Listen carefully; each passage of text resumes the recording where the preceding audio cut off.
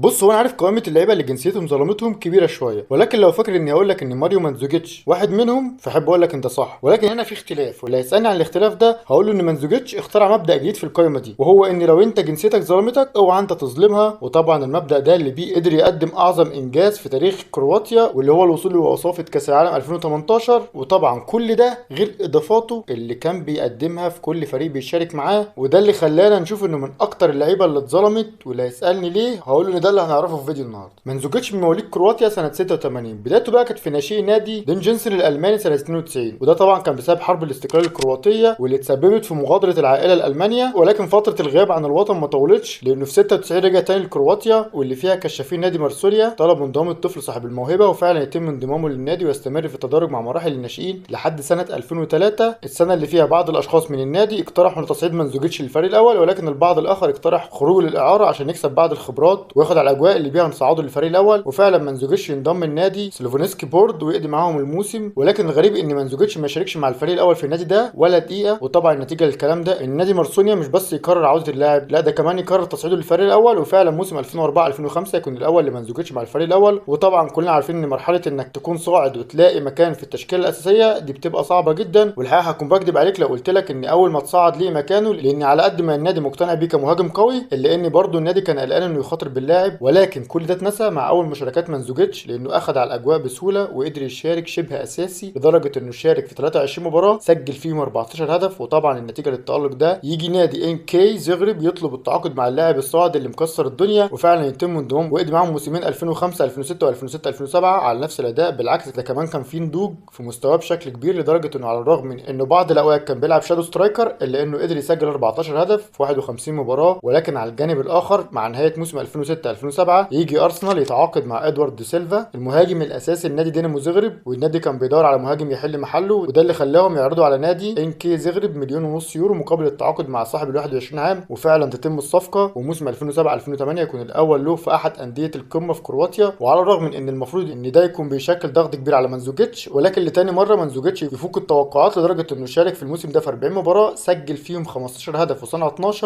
واللي بيهم يكون واحد من اهم اسباب تتويج النادي بثنائيه الدوري والكاس. وعلى نفس الاداء ماريو يبدا موسم 2008 2009 بالمشاركه في 38 مباراه ويسجل 19 هدف ويصنع 15. وبعد ما حصل على جائزه هداف الدوري نتاكد انه كان اهم اسباب فوز النادي بثنائيه الدوري للمره الثانيه على التوالي. ومع نهايه الموسم يجي له عرض من نادي فيردي بريمن الالماني، النادي اللي قرر يدفع 12 مليون يورو مقابل التعاقد مع مانزوكيتش، ولكن ساعتها النادي دينامو يرفض ويطلب 15. وطبعا النتيجه للكلام ده ان مانزوكيتش يبدا الموسم الجديد مع دينامو بالمشاركه في 34 مباراه ويسجل 17 هدف ويصنع 7، وكالعاده يتسبب في فوز النادي بالدوري. ومع نهايه الموسم تيجي لقطه الضحك كله، واللي هيسالني ايه هي هقول له ان النادي اللي رفض 12 مليون يورو الموسم اللي فات يقبل عرض فولفسبورج لشراء اللاعب اللي كان ب 7 مليون يورو فقط. زينة والله زينة. ده انتوا نقط. المهم تتم الصفقه، وموسم 2010 2011 مانزوكيتش يشارك مع فولفسبورج في 28 مباراه يسجل فيهم 10 اهداف ويصنع 3. وقلت الارقام دي كانت بسبب ان اغلب الاوقات كان بيكون بديل بسبب اعتماد المدرب على ايدن تزيكو مهاجم الفريق الاساسي. ولكن في الموسم اللي بعده وتحديدا بعد رحيل ايدن تزيكو للمان سيتي ففرصه مانزوكيتش في المشاركه تكون اكبر، وفعلا يشارك في الموسم ده في 33 مباراه يسجل فيهم 12 هدف ويصنع 11. ولكن بعيد عن الارقام مانزوكيتش كان عامل اداء كبير جدا، واللي كانت نتيجته انضمامه للمنتخب في يورو 2012، البطوله اللي على الرغم من خروج المنتخب الكرواتي من دور المجموعات الا ان مانزوكيتش يكون هداف البطوله بالتساوي مع رونالدو وفرناندو توريس وماريو جوميز. وطبعا ده بعد تسجيله هدفين في الفوز على ايرلندا وهدف التعادل مع ايطاليا، عشان طبعا بعد ادائه مع المنتخب ده زائد اللي قدمه مع فولفسبورج في الموسم يجي نادي بايرن ميونخ يطلب التعاقد معاه مقابل 13 مليون يورو. وفعلا تتم الصفقه، وموسم 2012 2013 يكون الاول له مع البافاري. وطبعا مع البايرن الوضع مختلف تماما، انت هنا جاي تلعب مهاجم فانت جاي تسجل اهداف فقط، ما تسالش بقى في صناعه ولا غيره. وطبعا بعد الكلام ده عشان مانزوكيتش ما يعرفش شيء عن التخاذل يبدا الموسم بالمشاركه في 40 مباراه يسجل فيهم 22 هدف ويصنع 4، وطبعا اللي بيهم يكون حرفيا السبب الاكبر في تحقيق الثلاثيه المحليه. وده طبعا بعد تسجيله هدف في الفوز على بروسيا دورتموند في السوبر المحلي، وبعدها يسجل هدف في الفوز في قبل النهائي على فريقه القديم اللي هو فولفسبورج، واللي بيصعد البايرن لمواجهه شتوتجارت في النهائي اللي تفوق فيه البايرن وحسم الثلاثيه المحليه. وده طبعا بعد الفوز بالدوري. ولا استنى، انت لو فاكر الموسم انتهى على كده، لا ده لسه دوري الابطال، البطوله اللي فيها مانزوكيتش ابدع بكل المقاييس وقدر يتسبب في وصول البايرن للنهائي، وتحديدا بعد ما قدر يسجل في الفوز على ارسنال في دور ال 16 وبعدها يسجل ويصنع في الفوز على اليوفي في ربع النهائي، عشان بعدها البايرن يكمل ويصعد لمواجهه دورتموند في النهائي في المباراه اللي استمر فيها التعادل لحد الدقيقه 60، وتحديدا لما مانزوكيتش قرر يتدخل ويسجل هدف التقدم بعد اسيست خيالي من روبن، ويجي بعدها جندوجان يسجل هدف التعادل واللي بيه تستمر المباراه لحد الدقيقه 89 على التعادل، عشان يجي بعدها ارين روبن نجم المباراه الاول يسجل الهدف الثاني في الوقت القاتل واللي بيه يتوج البايرن بدوري الابطال لاول مره من 13 سنه. لا استنى، ده كمان المجد يستمر في الموسم الجديد،